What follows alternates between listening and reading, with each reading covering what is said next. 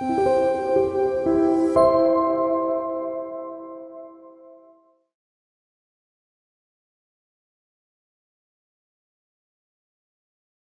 우리는 지난주에 아브라함이 얻은 의, 그에 대해서 기본 전제, 믿음이란 무엇인가를 우리가 살펴보았습니다.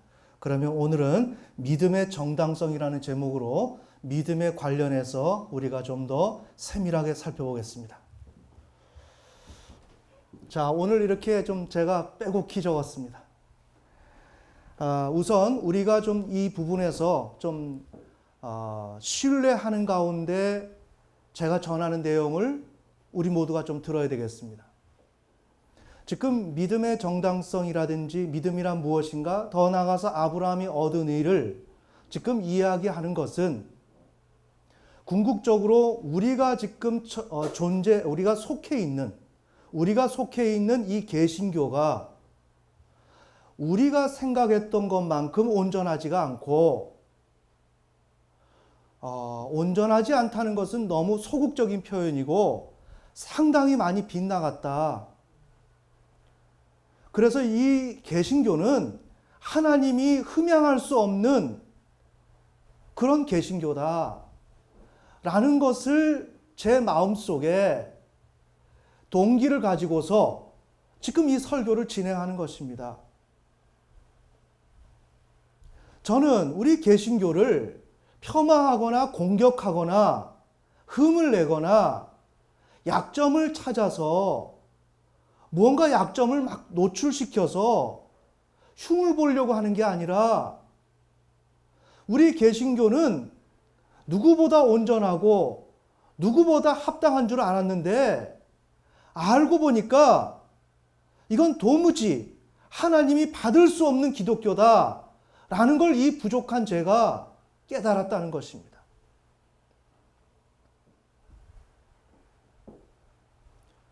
여러분들이 제가 이렇게 드리는 이 말씀을 좀 이런 취지에서 이해를 하셔야 됩니다. 다시 말씀드리면 사도 바울 이후 예수 그리스도의 그 사도들 이후로 지금 우리 기독교는 만신창이가 되어 있습니다. 제가 좀 비유를 들게요. 아무래도 우리 기독교는 보수에 가깝습니다. 정치적으로 말하면, 자, 우리 통합당을 한번 보십시오.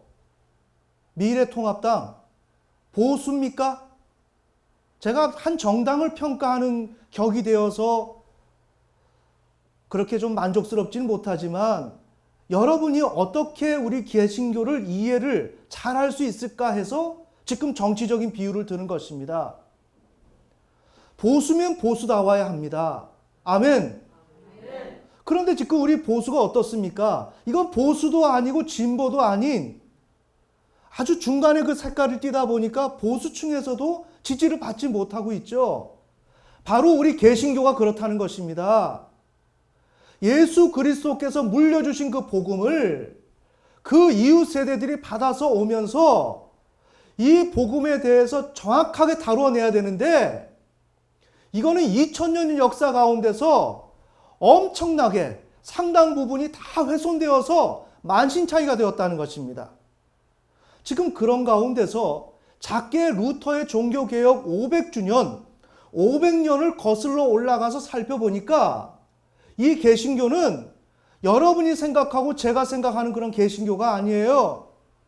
여기에는 하나님도 없고 의도 없고 하나님이 말씀하지 않았던 예수 그리스도가 등장해서 우상숭배가 지금 진행되고 있다는 것입니다.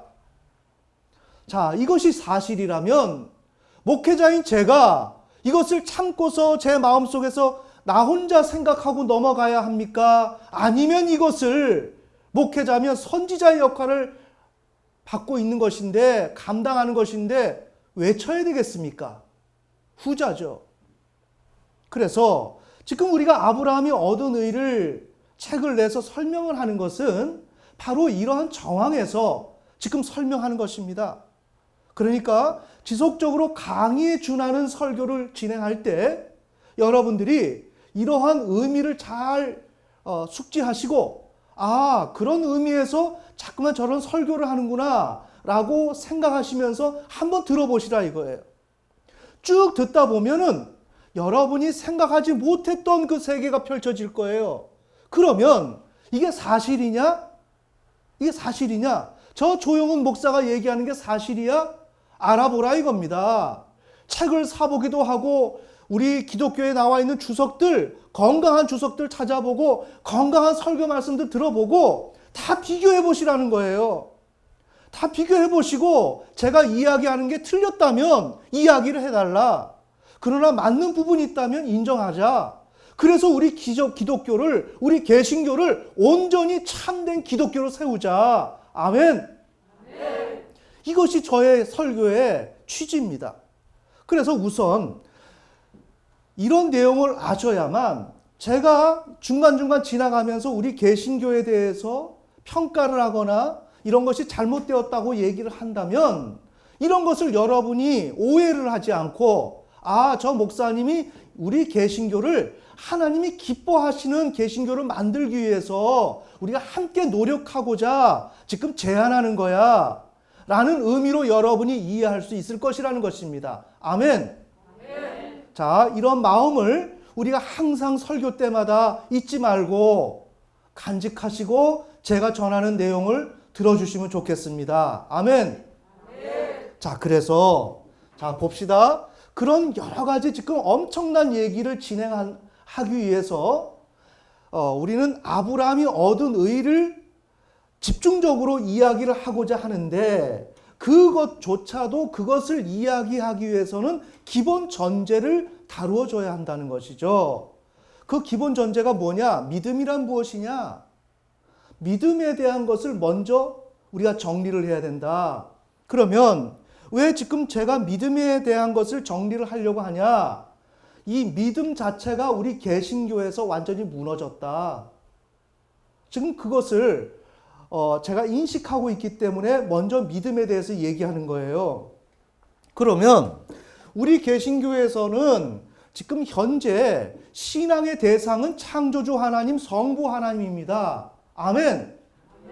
이렇게 되면 우리 성도님들이 그게 맞는 것 같기도 한데 우리는 오직 예수 그리스도를 바라보라 그랬는데 우리 예수만을 바라보고 온전케 하시는 주님만을 바라보라 그랬는데 그러면 그 하나님 맞는데 그럼 뭐 삼위일체 하나님이니까 뭐 성부 하나님을 바라보나 예수 그리스도를 바라보나 동일한 거지. 아마 그럴 거야. 이렇게 넘어가면서 예수 그리스도를 신앙의 대상으로 삼고 있습니다. 이건 이단입니다. 조금 제가 강하게 얘기합니다. 신앙의 대상은 창조주 하나님입니다. 아멘. 우리가 예수를 믿는다는 것은 하나님의 대리 통치자. 아멘. 하나님의 대리 통치자인 예수를 믿는 것입니다. 왜 대리 통치자를 우리에게 주셨나요? 우리가 하나님을 믿지 않으니까 대리 통치자, 심부름꾼, 일꾼, 사명자, 메시아를 우리에게 보내신 것입니다. 그래서 우리는 예수를 믿으면서 그 하나님이 말씀하신 것을 알아듣는 거예요. 흔한 말로 가정의 아버지가 자녀들이 말을 안 들으니까 대표로 장자에게 야, 네가 형이지? 애들한테 이 아빠의 마음을 전해주어라. 내가 일 나갔다 올 테니까 아이들 단속도 잘하고 그렇게 해줘. 그럼 애들은 어떻게 해야 돼요? 애들은 형의 말을 잘 들어야 되죠. 오빠의 말을 잘 들어야 되겠죠. 아멘. 그러면 오빠 자체만을 믿으라고 한 겁니까? 따르라고 한 겁니까? 아니죠. 오빠의 말을 듣고 그 아버지의 뜻을 따르라고 하는 거죠. 아멘. 이건 너무나 기본이에요. 자, 그러면 이 기본을 제가 왜 얘기를 할까? 이 기본이 무너졌다는 것입니다. 이 기본이 우리 기독교에 없습니다. 예수를 믿으라고 합니다. 그런데 예수를 왜 믿어야 하는지도 모르고 믿습니다. 그걸 여러분의 신앙의 현실 가운데서 살펴보세요. 예수를 왜 믿나? 예수를 믿는 것은 지금 제가 설명한 것처럼 이런 이유 때문에 예수를 믿는 것입니다. 그러기에 우리는 예수를 믿으면서 성부 하나님을 믿는 것이고 우리의 신앙의 대상은 성부 하나님이에요. 아멘. 그런데 우리의 신학적인 책에서도 그렇게 설명을 하는 것을 꺼려합니다. 구약에는 성부지만 신약에는 예수 그리스도라고 얘기를 합니다. 주 예수를 믿으라. 그리하면 너와 내 집이 구원을 얻으리라. 예수를 믿으라 그랬지 않느냐라고 얘기합니다. 그 예수는 우리가 이미 설명한 것처럼 예수의 이름에 하나님의 이름이 지금 제시되고 있는 것입니다. 아멘. 예수만을 믿으라고 하는 것이 아닙니다. 예수를 믿으면서 하나님을 믿으라고 얘기하는 거죠. 신앙의 대상은 누구라고요? 창조주 하나님. 그런데 지금 우리는 무엇을 하고 있어요?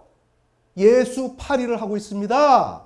예수에 대해서, 그 다음에 그 예수가 어떤 예수? 우리에게 은혜를 주는 예수. 이거 가짜입니다. 아멘. 은혜를 주는 예수가 아니라 하나님의 아버지의 그 말씀을 제대로 알아듣도록 전하는 전령으로서의 예수 그리스도, 메시아. 자, 그러니까 우리 개신교에서는 신앙의 대상이 없어졌어요.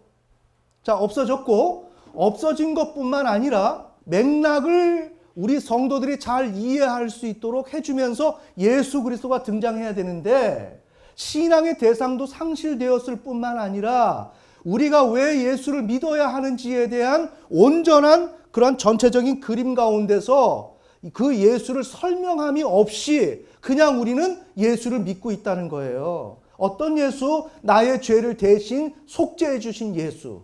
아멘. 그게 지금 우리의 신앙입니다. 우리가 예수를 믿는 이유는 나의 죄를 대신 속죄해 주셨다는 것입니다. 그것은 전체의 부분에 불과합니다. 아멘. 어디에? 유다 백성이 바벨론 포로로 잡혀갔는데 그들이 하나님 앞에 회개를 하니까 하나님이 그래, 내가 다시 너희를 통치해 줄게 라고 얘기하는데 그들이 이미 다 망가졌어요. 탕자처럼. 그래서 그들의 의의가 없기 때문에 하나님께서 그들에게 의의를 주시는 것입니다. 이게 종말론적으로 보면 예수 그리스도의 십자가를 통해서 우리를 거룩하게 해주시는 거죠. 아멘. 그러면 그것이 하나님의 통치의 역사 가운데 전체입니까? 부분입니까? 지극히 부분이죠. 그런데 지금 우리의 신앙은 어때요? 지극히 부분인 것을 전체로 지금 확대해서 설명하고 있다고요. 그럼 여기서 신앙의 대상이 없어졌죠? 그럼 어떤 것입니까? 지금 우리 기독교가 온전합니까? 아닙니다. 온전하지 않는 것을 제가 그냥 쳐다보고 가만히 있어야 하나요? 아니죠. 온전하지 않는 것이라고 얘기를 해야 되죠.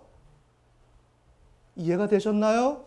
네. 자, 그러면서 예수 그리스도를 섬길 것, 믿을 것을 주문하고 있습니다. 자, 제가 이 칠판에 이렇게 적기까지는 지금 여기에 대한 우리 총체적인 난국에 처해 있는 이 기독교를, 우리 개신교를 설명하기가 너무나 어렵습니다. 문제가 뭐냐라는 것을 일목요연하게 설명하기가 너무나 어려워서. 왜? 문제가 한두 군데 터진 게 아니기 때문에. 아멘. 그래서 지금 이렇게 칠판에다가 빼곡하게 적어 놓은 거예요. 그래서 이 설명한 자체가 굉장히 어렵습니다. 자, 그래서 예수 그리스도를 섬길 것, 믿을 것을 주문합니다. 잘 보세요. 그러면 우리가 지난 시간에 제가 주관과 객관이라고 하는 내용을 이른바 철학적인 개념을 도입해서 설명을 했는데 왜 그래야만 했을까? 여러분들한테 제가 그렇게 강의에 준한 설교를 하면서 하고 나서 마음이 불편했어요. 왜? 여느 목사님들처럼 성경 구절을 제시하면서 그냥 일반적인 설교를 해야 되는데 가만히 보니까 막 그저 계속 주관과 객관, 객관으로 나가야 된다 이 얘기를 하고 있을 때 잘 모르시는 분들은 오해를 하지 않을까 그런 생각을 했습니다. 자, 그러면 그에 대해서 제가 설명을 하는 거예요. 왜 주관과 객관을 얘기하냐? 많고 많은 말 중에 왜 그 개념을 도입해서 저 목사님을 설명을 해야 할까? 아멘? 그 이유가 여기 있어요. 자, 이와 같이 신앙의 대상을 폐기시키고 조금 힘있게 얘기한 것입니다. 그 다음에 예수 그리스도를 맥락을 설명이 제대로 안 된 상태 속에서 구속주 대신 속죄를 감당하신 예수 그리스도를 주로 삼아라. 라고 하는 그러한 믿음의 주로서 우리 교회가 제시하고 있지만 일반 성도들은 그 예수님에 대한 이해가 부족하다. 그러면서 그 예수를 믿으라고 얘기하는데 도대체 그 믿는다는 게 뭐냐라는 내용입니다.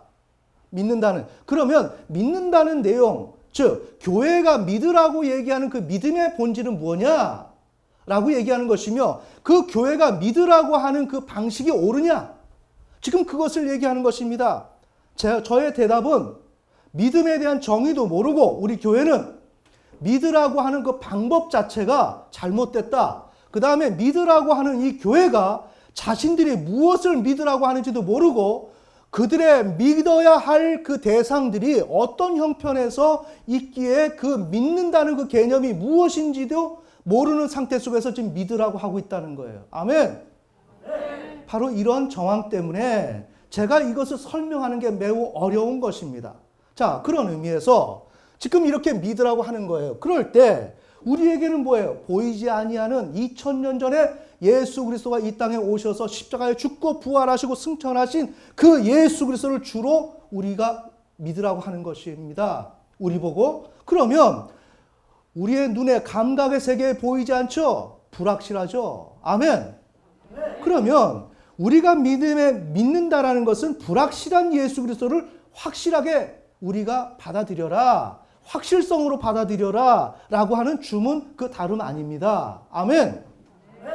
그런데 그것은 비논리적이다. 잘 보세요.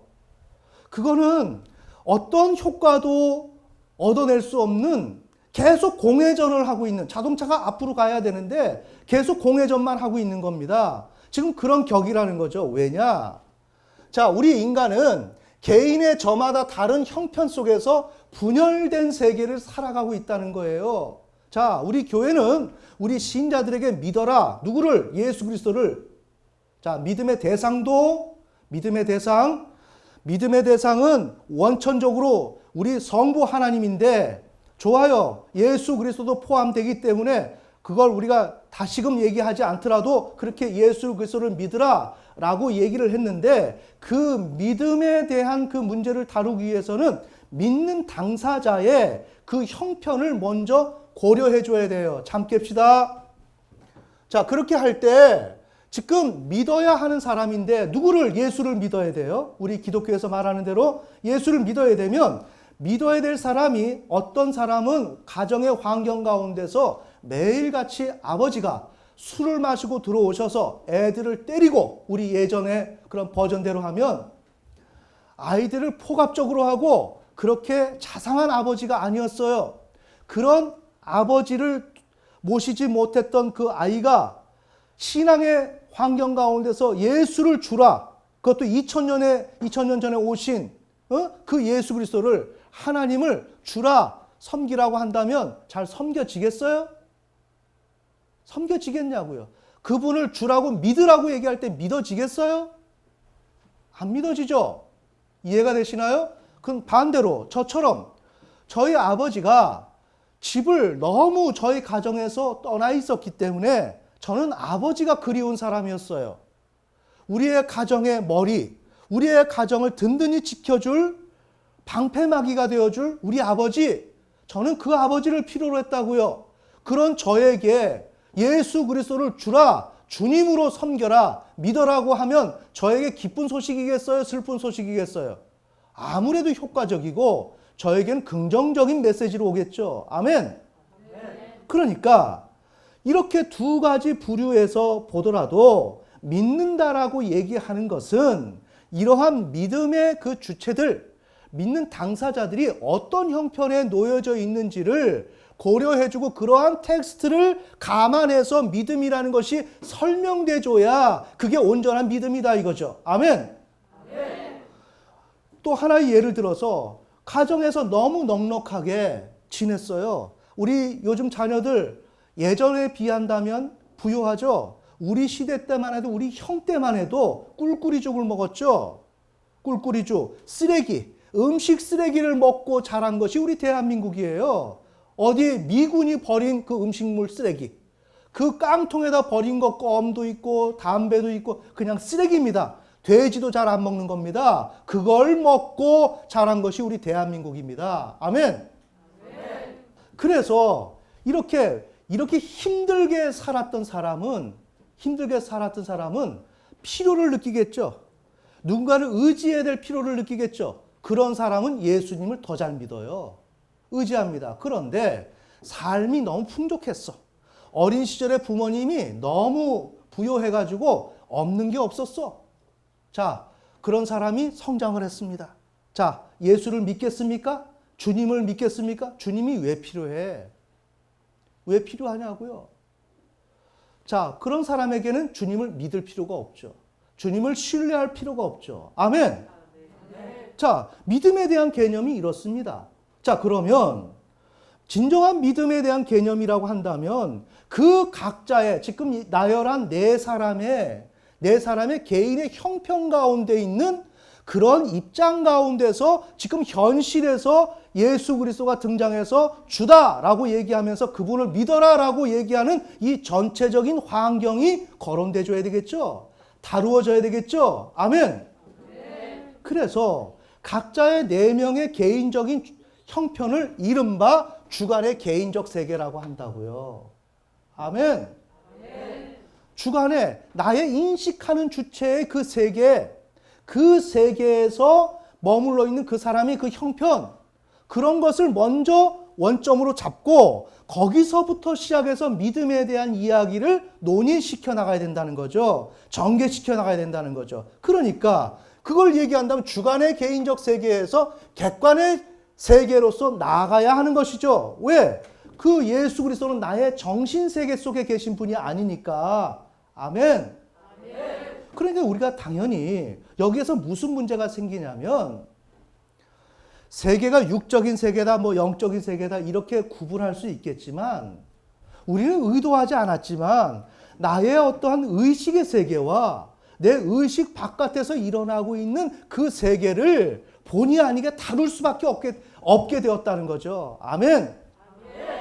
그래서 주관과 객관이라고 하는 그 세계를 우리가 지금 다루고 있는 거예요. 그것을 기준으로 이 문제를 다루는 거예요. 즉, 여러분에게 머리를 복잡하게 하려고 새로운 개념을 도입해서 여러분에게 설명해 주는 게 아니라 여러분의 처지와 그 형편을 어떻게 합당하게 합리적으로 설명할까 하여 도입한 것이 주관과 객관의 개념이라는 것입니다. 아멘.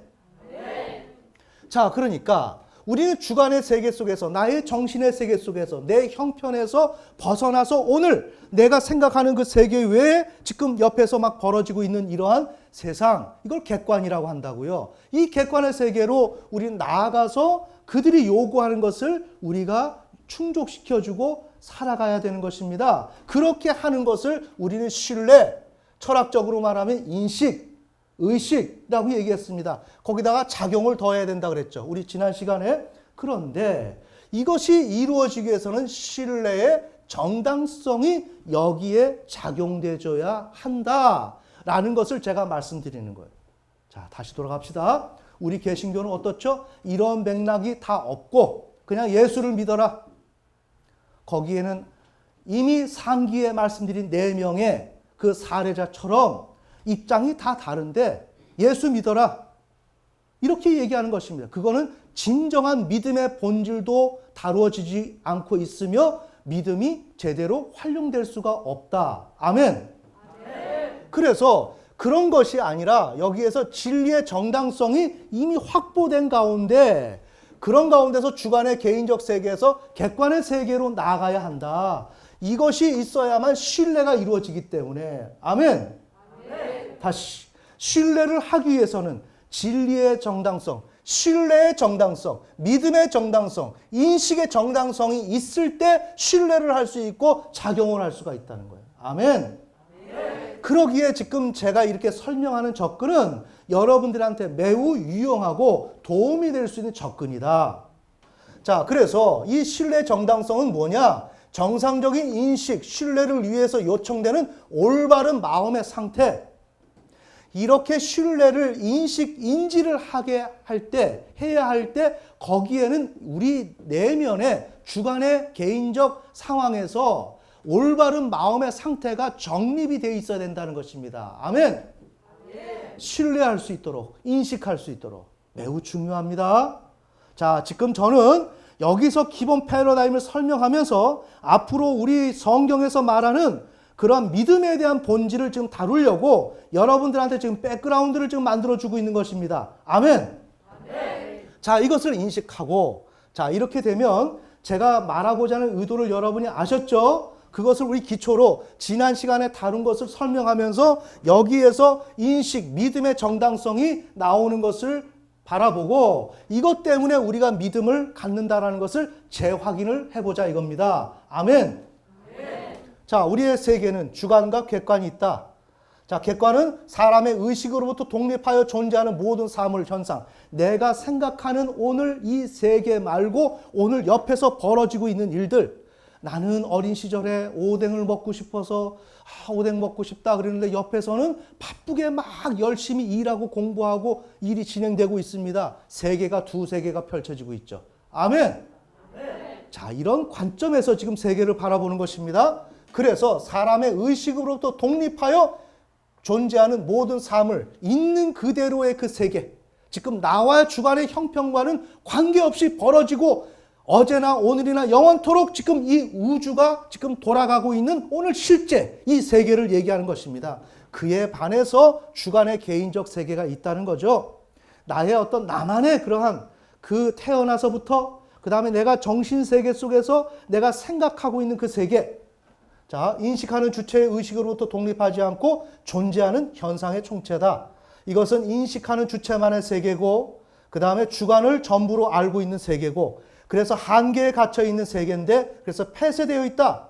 그래서 우리가 보면 이 객관 이전의 세계로서 이건 아무것도 아니다. 이거는 여러분을 무시하고자 하는 게 아닙니다.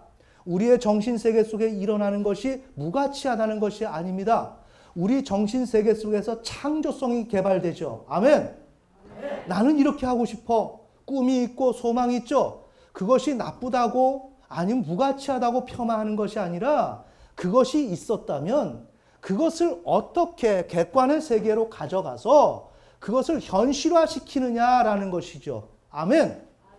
그것이 중요하다는 것입니다. 내 마음속에서 난 부지런히 열심히 공부하고 싶어. 앞으로 훌륭한 사람이 되고 싶어. 그 생각은 좋다 이겁니다. 그러나 그것이 실행이 되어서 이 현실 세계가 요구하는 대로 그 현실 세계를 인식해가지고 그 세계로 나아가지 않는 이상 그게 무슨 가치가 있느냐 이겁니다. 아멘? 성경적으로 말하면 뭐죠? 하나님의 심판밖에 더 있어요? 행함이 없으니까. 자, 여기서 우리 잠깐 얘기합시다. 우리 기독교에서 행함 얘기하는데 행함이라고 하는 것은 바로 주관에서 객관으로 나가는 이 노선상에서 벌어지는 일들을 행함이라고 하는 것입니다. 아멘. 행함이라고 하는 것은 올바른 일을 행하라는 게 아니라 마음속에서 이렇게 가지고 있는 믿음의 정당성이 이렇게 있었다면 이것을 어떻게 객관의 현실 세계 속에서 실현시키고 있느냐, 이것을 행함이라고 합니다. 이건 전 세계에서 이런 설명이 없습니다. 아멘. 그래서 지금 아브라함이 행함으로 의롭다함을 얻었다고 하니까 이걸 율법적으로 해석을 하면서 아브라함이 율법을 안 지켰나? 율법적으로? 아니 할례 이전에 의롭다함을 얻었는데 뭐 이러면서 뭐 그런 쪽으로 지금 생각하는 거예요. 이 행함이라고 하는 것은 지금 주관의 개인적 세계에 믿음의 정당성이 있었는데 아브라함에게 언제? 창세기 15장 6절에 아멘. 있었는데 이것을 신뢰로 하나님을 창조주로 인정하기까지는 언제 걸렸어요? 창세기 22장. 아멘. 이러면서 객관의 세계로 나아가는 그 과정 속에서 과정이 있었는데 그것을 행함이라고 하는 거예요. 조금 이해가 되셨나요? 제가 할 말이 너무나 많아서 왜 많은가? 기독교가 오늘 개신교가 너무나도 산만하게 지금 많은 문제를 펼쳐놓고 수습도 못하고 지금 있는 상황이기 때문에 제가 가다가 지금 얘기를 멈추고 지금 설명을 하는 것입니다. 자, 그래서 우리는 객관으로 가야 된다. 이게 우리의 인간이다. 이렇게 우리가 먼저 생각하고 여기서 길게 설명을 하지 않도록 노력하겠습니다. 자, 우리 인간 주체가 있고 영이 있고 영적 주체. 육체가 있고 육체를 감당하는 육신적 주체. 자, 우리의 현실을 살아가는 그 자아. 여기 객관의 현실 세계가 있습니다. 예를 들어서 학교와 학업, 하나님과 신앙이라고 하는 이 개념이 있습니다. 그럼 먼저 우리가 학교와 학업이라는 개념을 먼저 염두에 두고 설명하기로 해요. 자, 그럴 때 우리 인간은, 아이들은 어리석다. 지금 객관의 이 학교에서 학업을 해야 된다. 학생은 학업이 본연의 임무야 라고 이야기하는 것을 객관이기 때문에 주관의 개인적 세계에 살고 있는 학생들은 잘 모른다.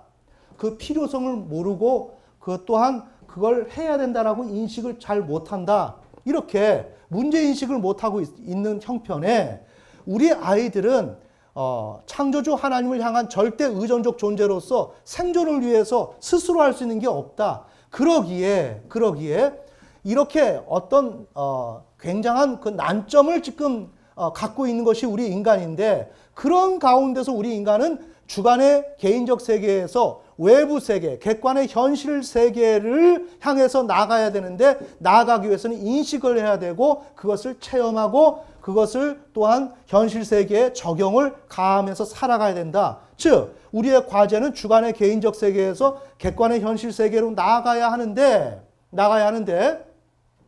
이 일을 위해서 객관의 세계 속에서 우리 인간들에게 많은 것을 주문하고 교육도 하면서 많은 것을 입력을 시켜준다는 거죠. 자, 이렇게 되면 그 입력받은 것을 통해서 의식을, 객관의 세계, 현실 세계를 의식할 수 있도록 해야 됩니다. 자, 그런데 조건이 뭐라 그랬어요? 어리석음, 자신의 감정, 욕망, 배타적 태도를 극복해야 된다 그랬죠. 자, 그런데 대부분이 실패를 합니다. 여기서 학교에서 공부해야 된다라고 얘기하지만 어리석음을 깨트리지 못하고 어리석음을 극복해야 되는데 하지 못해서 공부를 하지 않습니다. 그러니까 현실 세계에 공부를 하지 않는 것으로서 의식을 하고 대면을 하게 되죠. 결국 어떻게 됩니까? 실패로 인해서 반성이 이루어지죠. 아멘. 네. 반성이 되면서 내가 여기에서 다시금 생각하는 겁니다. 내가 왜 이렇게 힘들지? 내가 공부 안 해서 취직하려고 하다 떨어졌어. 경쟁에서 밀려났어. 아, 공부가 굉장히 중요한 것이구나. 공부는 꼭 해야 하는 것이구나. 힘들어도 해야 되는 것이구나. 우리는 이 상황을 접하기 전에는 힘들면 쉬고 싶다. 아니, 이렇게까지 공부해야 돼? 라고 생각했다. 그러나 떨어지고 나니까, 아, 이거는 밤잠을 설치더라도, 보약을 챙겨 먹더라도, 비타민을 붓더라도 눈을 뜨고 공부를 해야 되는구나. 아멘. 지금 이걸 아는 거예요. 그러니까 어떻게 됐어요? 이 사람은 정상적인 인식, 얻은 것을 인식, 객관의 세계를 인식. 객관의 세계는 뭐라고 했어요? 학생은 학업이 본연의 임무야 라고 말하는 그 객관의 세계를 인식하는데, 인식을 위해서 요청되는 올바른 마음의 상태가 지금 정립되고 있죠. 아멘. 매우 중요합니다. 제가 이것을 통해서 성경을 이야기하고 있는 것입니다. 이것을 알아야만 우리가 성경을 이해할 수가 있습니다. 아멘. 왜 그렇게 됐다고요? 아, 공부는 꼭 해야 하는 것이구나. 이런 것을 마음의 상태가 형성됨으로 인해서 이 사람은 어떻게 해요? 자아를 통해서 오늘 이 학교가 말하는 것에 대해서 올바로 의식한다 이겁니다. 맞습니까? 네. 그렇게 하는 것이 우리의 삶의 원리라고요. 우리의 삶의 원리. 자, 그러면 이와 같이 학교나 학업이나 이런 객관의 일반 세계에 대해서 우리가 의식하고 그래서 우리가 살아가야 하는 것이 인간인데, 그것을 할 수 있도록 역할한 가장 중요한 것이 무엇이었나요? 그래, 나는 공부할 거야. 해야 돼. 하라 그랬어. 라고 하는 것이었나요? 즉, 이걸 신앙으로 간다면 하나님이, 우리 교회에서 목사님이, 하나님이 성경에서 이렇게 신앙을 하라 그랬어. 그러니까 난 해야 돼. 그렇게 신앙을 하는 것인가요? 그게 아니다. 여기서 뭔가 정말 내가 객관의 세계가 요구하는 것에 대해서 내가 인식을 해야 되는데, 인식할 수 있는 그 기반이 되는 것이 내 마음 안에서 확립이 돼줘야 된다는 거죠. 아멘. 공부를 해야 된다라고 객관의 세계가 얘기하면 내 마음에서도 정말 공부해야 되는 거야 라고 하는 그 정신이 내 마음 안에 확보가 돼줘야 된다는 거죠. 아멘. 자, 이해가 되시나요? 네, 그것을 믿음의 정당성이라 그런다. 믿음의 정당성으로 지금 모든 것이 믿어지는 것이고 인식되는 것이다. 자, 이걸 우리 신앙으로 가져오면 신앙은 하나님은 온 우주와 인류의 경영의 표준 되시는 창조주 하나님이다.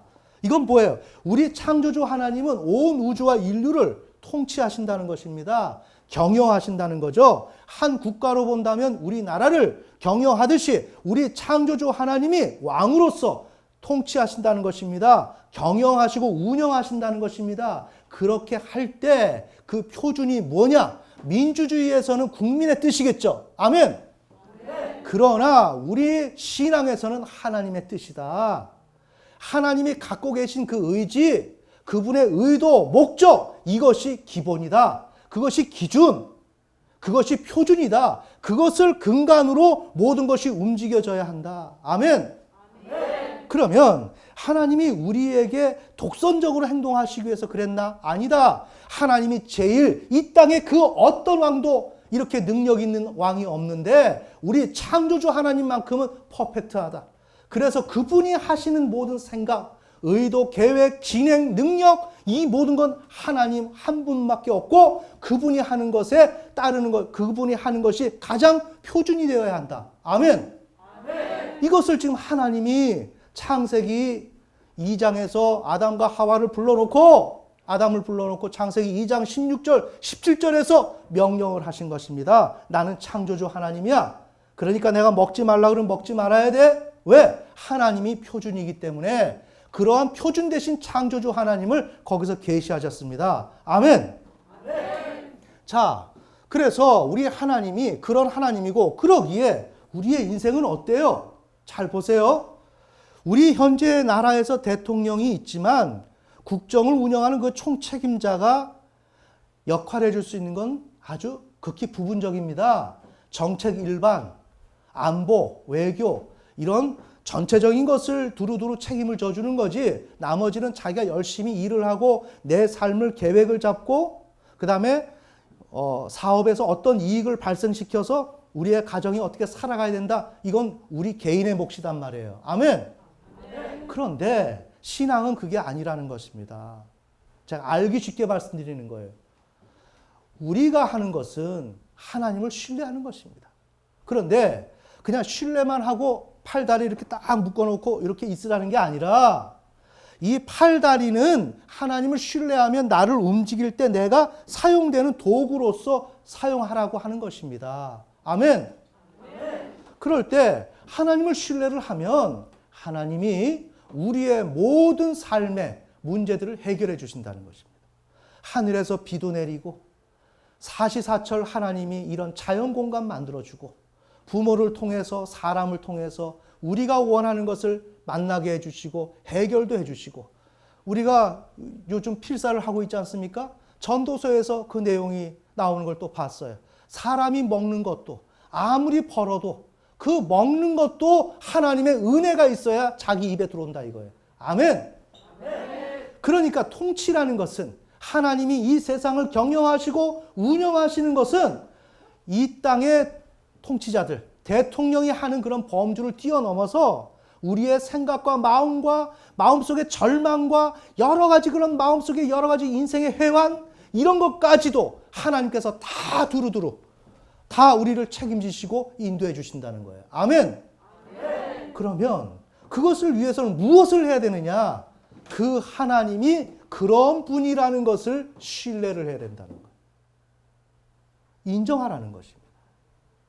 그런 능력 있고 온 우주의 주인 되신 그 하나님을 너희가 인정을 하고 그래서 복종을 하며 두렵고 떨림으로 경외를 해라. 그것만이 너희들이 해야 될 일이다. 누가? 인간이. 아멘. 인간이 해야 될 일은 손발 묶어놓고 있으라는 게 아니라 움직이면서 이때 하나님께서 나에게 복을 내려주시면 바라크를 주시면 그것을 이행하는 차원에서 손발과 나의 지혜와 학업의 능력과 건강과 이걸 사용하라는 것입니다. 하지만 모든 것은 하나님을 통해서 주어진다는 거죠. 아멘. 그게 신앙이야. 그러니까 인생은 창조주 하나님을 신뢰하여야 하며 그에 대한 결과로서 주어지는 삶의 능력, 이게 뭐예요? 바라크죠? 하나님의 축복이죠? 하나님이 우리에게 건강과 장수와 번영할 수 있는 능력을 부어준다 그랬죠. 아멘. 어떻게 하면? 그분을 창조주로 인정을 하면, 그분을 경외하면 그분이 그 능력을 주신단 말이에요. 그러면 그 능력을 가지고 살아가는 거예요. 자, 여기서 잠깐 또다시 반복하기 위해서 아브라함이 자손을 못 얻었죠? 생산이 막혔죠. 왜? 저주에 해당되니까. 묶였기 때문에. 아멘. 그렇게 저주받은 아브라함을 하나님이 불러서 그에게 생산할 수 있는 축복, 바라크를 주겠다. 그래서 복의 근원이 되겠다. 복의 근원이 되게 하겠다라고 해서 아브라함을 불렀다고요. 아멘. 제가 중간중간마다 지금 설명을 드리는 거예요. 자, 그래서 우리는 이러한 삶의 능력, 이런 방법을 받아가지고 살아가는 거다. 그런 하나님을 우리는 신뢰할 만한 하나님이다 라고 생각한다는 거죠. 성경은 신뢰할 만하다. 이분이. 지금 이분이 말씀하시는 것, 그분 자체가 신뢰할 만하다. 이걸 아만이라 그린다. 근데 이것을 동사형이 아만, 신뢰하다, 확신하다. 창세기 15장 6절. 하나님을 믿으니 어떻게? 하나님을 창조주로 확신하니. 아멘. 이건 전 세계에서 저희 책밖에는 이러한 주석이 되어 있는 게 없습니다. 아멘. 지금 우리 개신교에서는 어떻게 하느냐? 하나님이 자손을 준다고 하니까 아브라함이 믿었대. 믿으니까 하나님이 기특해서 의롭다함을 주셨다는 겁니다. 이건 사기입니다. 하나님의 말씀을 자기 마음대로 지금 운용하고 있는데 이게 우리 개신교 형편입니다. 하나님이 기특해서 준 게 아니라 하나님이 자손을 준다는 건 뭐야? 우리가 지금 우리 시대에 있는 그런 자손이 아니라 아브라함은 저주를 받아서 지금 자손을 낳을 수 없는, 생산을 할 수 없는 형편에 있었다고요. 이때는 하나님의 복을 받아야 되는 거예요. 아멘. 그렇게 할 때 복을 주시는 그 당사자인 그 창조주 하나님을 믿으니, 그러니까 그냥 믿었다, 약속을 신뢰했다가 아니라 그분을 확신하니, 아멘. 그분을 신뢰하니 하나님이 의롭다함을 주셨다는 것입니다. 이게 우리 개신교에 없습니다. 아브라함은 누구라고요? 믿음의 조상.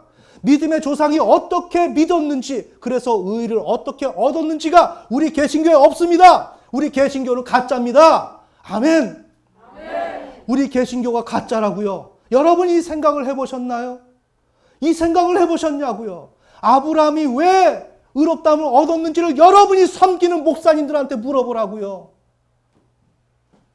아브라함이 자손을 줄 걸, 하나님이 주실 것을 약속을 믿으니까 하나님이 기특해서 의롭다함을 준 거야. 아브라함에게는 전혀 그런 근거가 없어.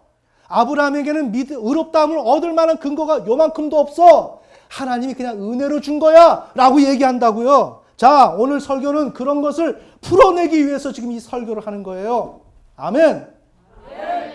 지금 우리가 어떤 척박한 환경 가운데, 신앙의 환경 가운데 걸어가는지, 이것을 모르면 우리는 믿음을 가질 수 없기 때문에 구원을 얻지 못해요. 그래서 오늘 우리 개신교는 망난이다 이겁니다.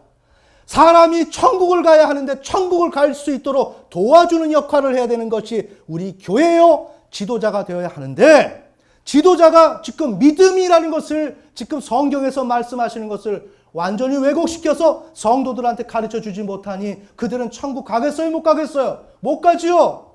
못 가게 만드니까 어때요? 살인 전문가? 살인자라고요. 그런데 나는 열심히 설교하고 있고 열심히 노력을 하고 있는데 그거는 당신의 생각이고, 어떤 생각? 주관의 개인적 세계. 아멘.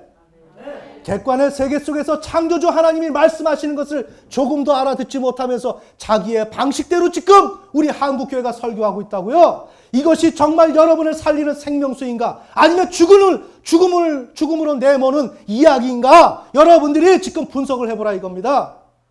아멘. 그래서 우리 하나님이 신뢰할 만한 분이고, 그러기에 우리 인간은 그분을 신뢰를 해야 되는데, 그 신뢰하다, 확신하다, 믿다, 의지하다, 이게 믿음이다 이겁니다. 그런데 그런 가운데서 우리는 어리석죠. 그러나 하나님은 성경을 통해서 우리에게 지속적으로 말씀하시죠. 지속적으로 말씀하십니다.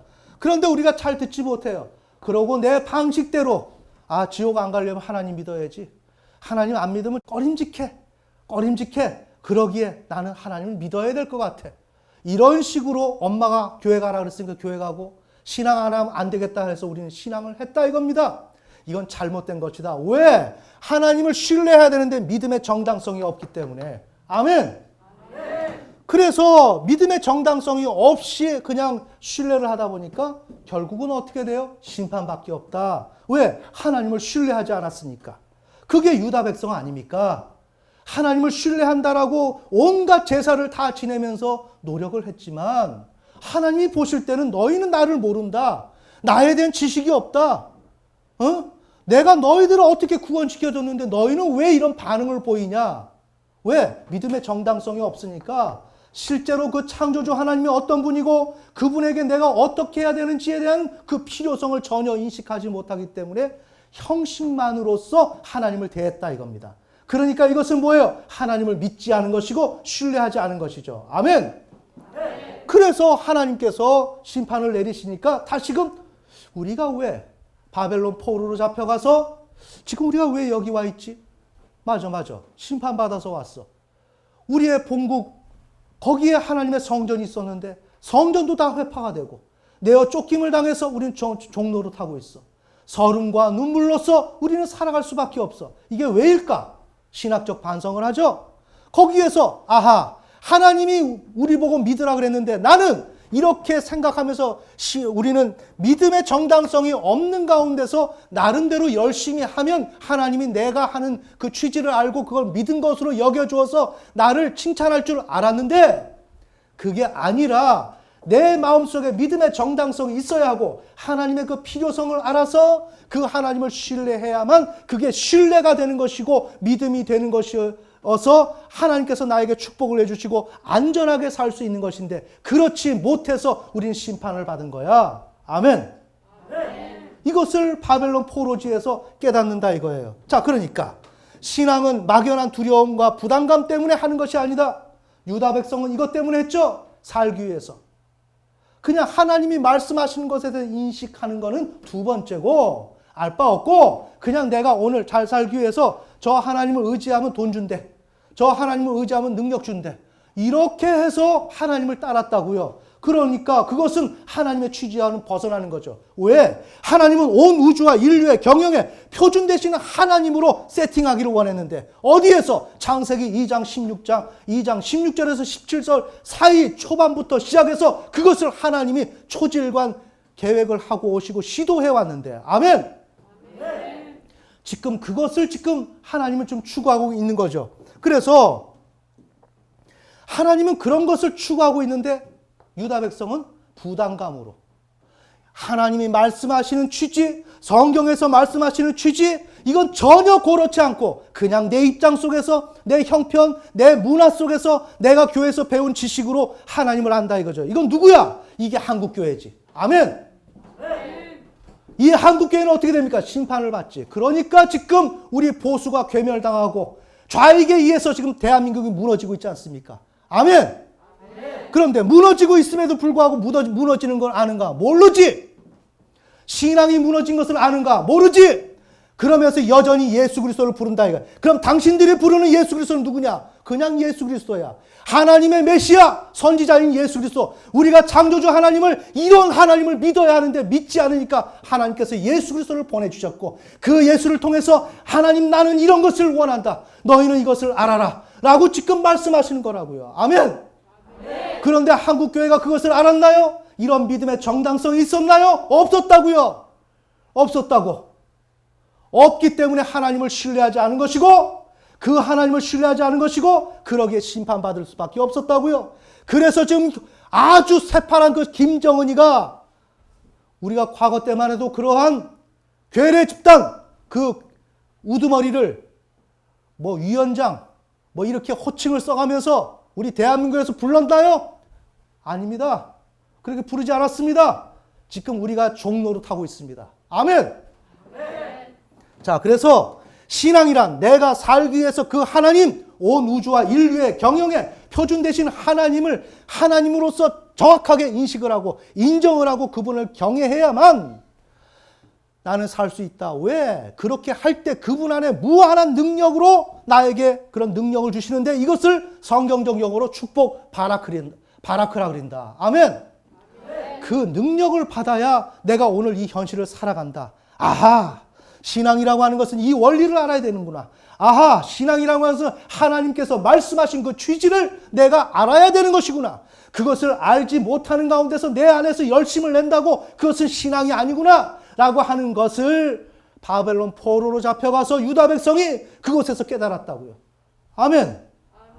그러면 그렇게 해서 이 자아가 현실을 살아가는 유다 백성이 하나님을 믿었다면 그건 뭐예요? 참된 믿음이죠. 맞습니까? 그렇게 회개를 하니까 그것이 믿음인 거예요. 하나님과 관계가 윤리적 관계가 회복된 겁니다. 다시 여기서 또다시 여러분들의 신학적인 개념을 지금 정리하는 것입니다. 이게 윤리적 관계라는 것입니다. 하나님과 나 사이에 인간이 믿음의 정당성, 신뢰 정당성을 가지고 하나님을 온전히 신뢰하는 것이 윤리적 관계입니다. 올바로 행하는 윤리적 의입니다. 아멘. 아멘. 그런데 개신교는 어떻게 하느냐? 이걸 없앴어요. 자, 그러면 목사님, 없앴다는 표현 말고 다른 표현 좀 써주세요. 그러지 맙시다. 없앴습니다. 어떻게 없앴느냐? 이것을 없애고 예수 그리스도를 믿으면 그분이 우리를 의롭다 하기 때문에 그래서 하나님과 나와의 관계가 의로운 관계, 윤리적 관계가 회복된다는 것입니다. 잘 들어야 됩니다. 이게 감아 돌리는 겁니다. 좌익이 잘하는 게 뭡니까? 이야기를 약간 비틀면 다른 이야기가 되죠. 이걸 우리 개신교가 하고 있습니다. 좀 보이시나요? 예수 그리스도를 믿으면 우리는 죄와 사망에서 건져지고 의롭다함을 얻기 때문에 하나님과 화평함을 누리기 때문에 윤리적 관계가 성립이 되고 의로운 관계가 된다는 것입니다. 물론 의로운 관계야. 그러나 두 가지 국면이 있다고요. 두 가지 국면. 우리가 하나님을 유다 백성이 이렇게 반성을 해서 하나님을 신뢰하니까 그래 너는 오라. 네가 나를 신뢰하니까 나는 너에게 의롭다 할 거야. 신뢰와 의는 동의어입니다. 아멘. 아멘. 그렇게 해서 의가 발생됐습니다. 그래서 그런데도 불구하고 하나님, 우리는 하나님 앞에 너무나도 부족합니다. 죄악된 몸입니다. 어찌하면 좋습니까? 그리고 날마다 우리는 죄를 짓습니다. 법정적 칭의, 예수 그리스도 어린 양을 통해서 해결받아야 할 의로움이 또다시 등장한다고요. 아멘. 아멘. 그렇게 해서 해결되고 나니까 우리는 어때요? 하나님이 예수 그리스도의 십자가를 통해서 우리의 죄를 없는 것처럼 맑게 씻겨버리지 않습니까? 그러니까 그분과 우리는 어때요? 화평한 관계, 화목한 관계, 적대적 관계가 아니단 말이에요. 원수의 관계가 아니라고요. 왜? 우리는 죄와 사망 가운데 갇혀 있을 때는 죄의 종노릇해서 하나님을 대적했으니까. 아멘. 그러나 예수 그리스도를 통해서 우리가 구원받고 나니까 진정으로 법적 차원에서 객관적 차원에서 하나님 앞에 우리가 어떻게 해요? 의로운 관계로 또 성립이 되는 거예요. 아멘. 두 가지 국면이 있다. 근데 우리 개신교는 어떻게 한다? 전자권은 빼버린다. 이건 누가 하는 짓이에요? 유다 백성들이 그러다 망했죠? 인류가 타락할 때 어떻게 하다 망했어요? 이것을 안 해서 망했죠? 이것을 우리 개신교가 하고 있다고요. 제가 오늘 소리를 치지 않으려고 해도 너무나 답답해서 지금 제가 이렇게 얘기하는 겁니다. 이해가 되시나요? 네. 자, 그러니까 따라서 의식, 믿음을 이야기하려면 그 사람 안에 의식, 믿음의 정당성이 있는지 이것이 중요하다는 거예요. 만약 있다면 얼마나 있는지. 아브라함이 독자 이삭을 바칠 것만큼 당신은 나의 온 우주의 인류의 경영의 표준 되십니다. 당신의 뜻이 내 삶의 모든 것입니다. 하나님이 나에게 이삭을 바쳐라. 아멘. 하고 그렇게 바칠 것만큼 믿음의 정당성이 있는지. 아멘. 아니면 내가 되도록이면 하나님 말씀 지키고 되도록이면 나 요 정도까지 하고 그 정도의 믿음의 정당성이 있는지. 지금 이것을 얘기하는 거죠. 그것이 유의미한 것으로 계속 작용하고 있는지. 이것이 있다면 그것이 계속 작용하고 있는지 한번 있고 나서 이제 하나님 앞에 인정받았으니까 이제 개운하다. 됐으니까 뭐 조금 뭐 쉬어도 되겠지. 뭐 이런 거 이해해 줄 거야. 라고 하는 것인지 조금 이해가 되시나요? 네. 이것을 살펴봐야 된다. 이것이 믿음을 논의할 때 필히 다루어져야 한다. 맞습니까? 이걸 믿음을 이야기할 때 이걸 다루어야지 이걸 다루지 않는다면 그 믿음이라는 것은 공허한 얘기를 하는 거지. 다시 돌아갑시다. 우리 개신교 어떻게 한다고요? 우리 신앙의 대상 창조주 하나님이 없어졌다. 맥락도 없이 예수 그리스도가 등장했다. 그 예수 그리스도는 대신 속죄하시고 우리를 구원하시는 구원자이시다. 왕이신 예수 그리스도에 대한 개념도 없고 하나님을 반역했던 우리들에게 하나님이 우리에게 정신을 차리라고 모세와 같은 선지자를 보내신 그 모세와 같은 선지자로서의 예수 그리스도에 대한 인식 전혀 없고. 아멘. 그런 상태에 있다는 거죠.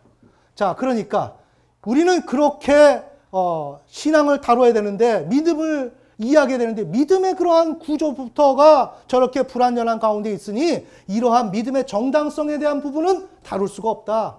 그러나 개신교 신앙은 이렇게 지금 말씀드린 대로 신앙의 대상이 상실됐고 맥락이 제공되지 않는 가운데서 예수 그리스도를 주라 섬기라고 지금 주문하고 있고 이런 과정 가운데서 지금 교회가 성도에게 이런 것을 주문하는데 이것은 공허한 그러한 외침에 불과하다. 아멘.